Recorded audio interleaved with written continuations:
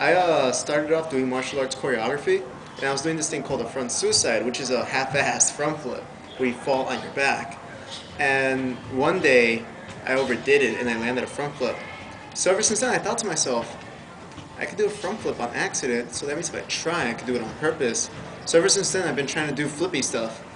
And then I came to the university, and I saw tricking. What do you guys do? You do flips. I'm in.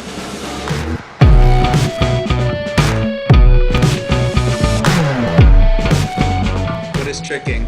If a random passerby were to see it, it'll look like backyard gymnastics, but if you ask an actual tricker, they'll most likely define it as martial arts tricking. The reason being is it's pretty much extreme martial arts without the ah and without the ah stuff. More flips rather than form. There's a lot of people that come into tricking with some backgrounds in martial arts, some background in b-boying, some background in gymnastics, but all of that's not really necessary because I could always teach basics like the kicks, or even something that doesn't sound as basic but it still is, like the backflip, and I can start working out from there. So tricking's more of a let's enjoy ourselves type of thing rather than let's do performances and stuff. I was originally interested in parkour, but I never would do it because it's a lot more dangerous in my opinion. So I'm always messing up here. It's okay because it's on the floor. But parkour, it's like cement and hard edges and being in heights, and that's a lot more dangerous. There's three different styles of movement that are more urbanized. There is parkour, which is arguably at the moment getting from point A to point B. So let's say if I want to get from here to Granger, I would jump over buildings, go over obstacles, stuff like that. Free running is where you use the world as your playground. That's like wall flip, or I see a bench, I'm gonna do a backflip over that, stuff like that. Tricking is flat ground, flips, and a lot of kicks. The funny thing about tricking is the reason why I said it's like backyard gymnastics is because it started off with people watching a YouTube video of someone doing a backflip, and then they go into the backyard and they do a backflip. So originally it started off as being the most dangerous thing you could do. But as tricking is being more evolved, it's becoming safer and safer. Like, let's say at the beginning of last year where I got this injury, I heard nothing about safety about tricking. Nobody ever told me anything about safety concerns about tricking.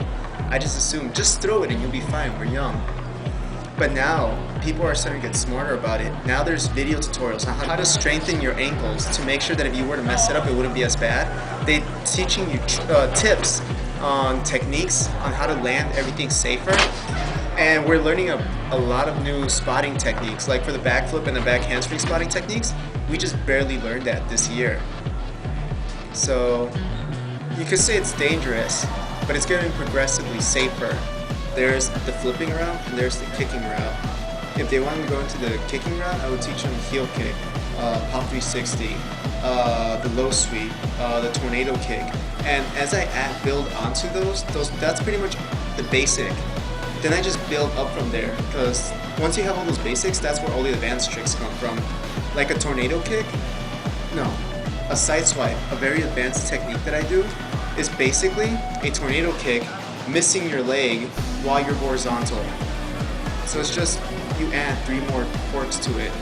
And you go down the flipping route, again the basics, backflip. You get the backflip, back handspring. You get the back handspring, let's throw a round off to add momentum. Now let's stick all 3 of those together, that's the basics of flipping. Tricking is all about really wanting it. If you come and you say, I want to learn a backflip, but you don't really want to learn a backflip, what's going to happen is you're going to get in the air and then you're going to head plant. But if you really want it, that fear is going to be there, but you're going to get over it a lot better. That's all you really need in the end to survive in this. It's just, you want it, and you really want it.